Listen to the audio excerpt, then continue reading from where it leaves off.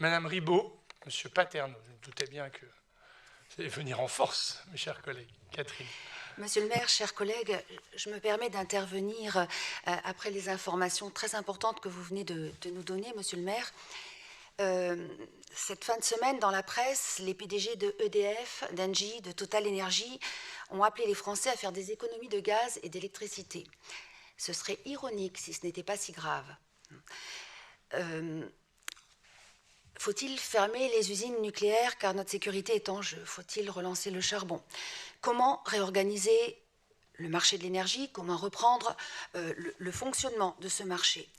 Sommes-nous prêts à nous passer d'électricité ou d'un peu d'électricité? Mesurons-nous bien l'impact d'une telle chose, finalement, auprès de nos concitoyens? Je me permettrai de poser une seule question à notre Assemblée, à nos concitoyens, nos concitoyennes qui nous écoutent. Connaissez-vous votre consommation d'énergie en kilowattheure?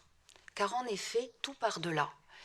Il nous faut redécouvrir notre consommation pour mieux pouvoir la réduire. Quels sont les éco-gestes à mettre en place? Vers quelle institution se tourner pour avoir des conseils pour rénover son logement? Comment se renseigner sur le réseau de transport en commun de notre commune, par exemple, très concrètement?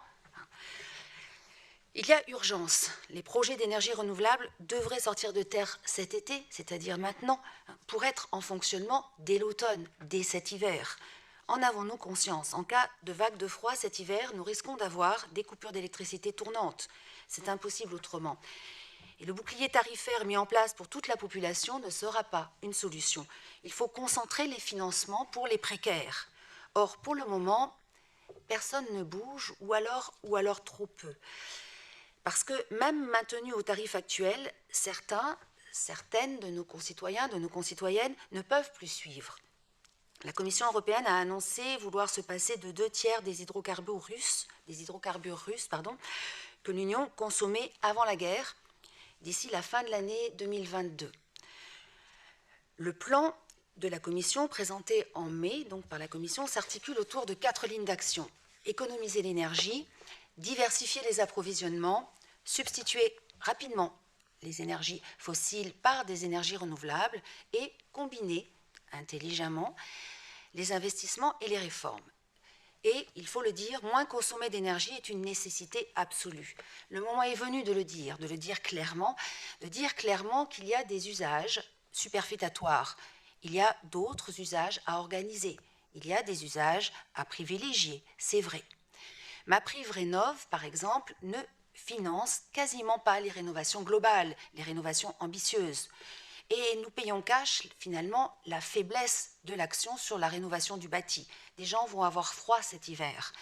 Cet hiver, cela risque d'être une problématique grave, une problématique sociale importante.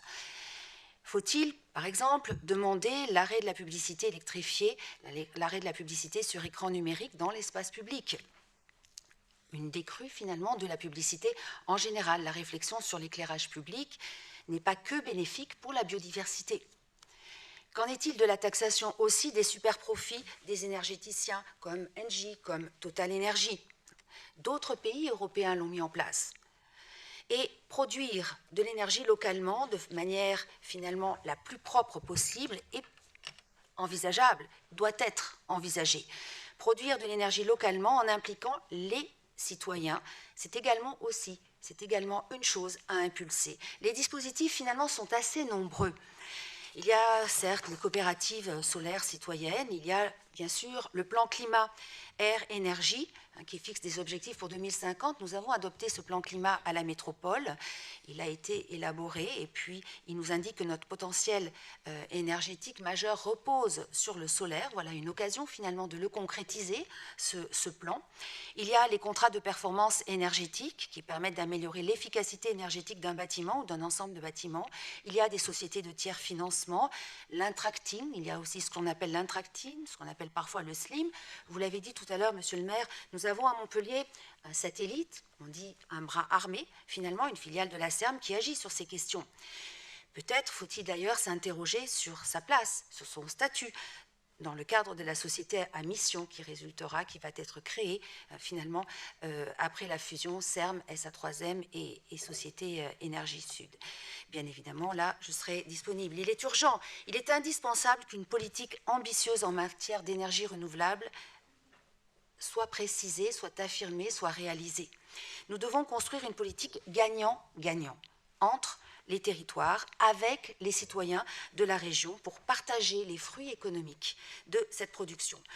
Et nous devons également très largement développer les initiatives citoyennes. Il y a les communautés d'énergie qui peuvent être mises en place. Les habitants, les habitantes des collectivités, finalement, les PME, doivent pouvoir s'associer pour faire émerger des projets d'énergie renouvelable, pour se partager l'énergie ainsi produite. Alors, peut-être que ce sont les jeunes générations, finalement, qui vont nous montrer le chemin. Vous avez vu certainement dans la presse récemment la remise des diplômes de Polytechnique vendredi dernier, vendredi 24 juin.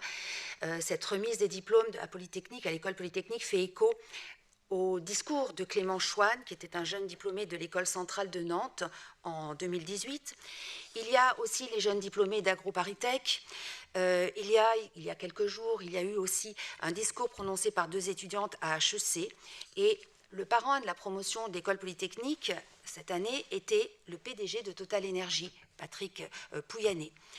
Et il avait enregistré un message vidéo, vous l'avez certainement vu cela dans la presse, il avait enregistré un message vidéo à destination de ces jeunes générations, de cette promotion dont il est le parrain. Et dans l'amphithéâtre, eh bien, les élèves, la moitié des élèves à peu près, se sont retournés face à cette visio. Peut-être est-ce les nouvelles générations qui nous montrent le chemin. La radicalité, effectivement, nous est imposée. La force sera nécessaire pour la réaliser. Et vous l'aurez compris, monsieur le maire, vous l'aurez compris, chers collègues, l'heure est à la mobilisation. L'heure est à la mobilisation et les écologistes ont bien l'intention d'être une force proactive de la majorité dans cette lutte au bénéfice de toutes, au bénéfice de tous. Des solutions existent. Ces solutions n'attendent que notre volonté politique pour nous en emparer. Produire de l'énergie localement, de manière la plus propre possible, en impliquant les citoyens, doit être une de nos priorités face à cette crise. Alors, je le redis, il est urgent, il est indispensable qu'une politique en matière de sobriété, en matière d'énergie renouvelable, soit réalisée, soit définie. Et c'est ce que les écologistes ont toujours dit depuis un certain nombre d'années. Je vous remercie, chers collègues, je vous remercie, Monsieur le Président. Merci Mme Ribot. Monsieur Paterno.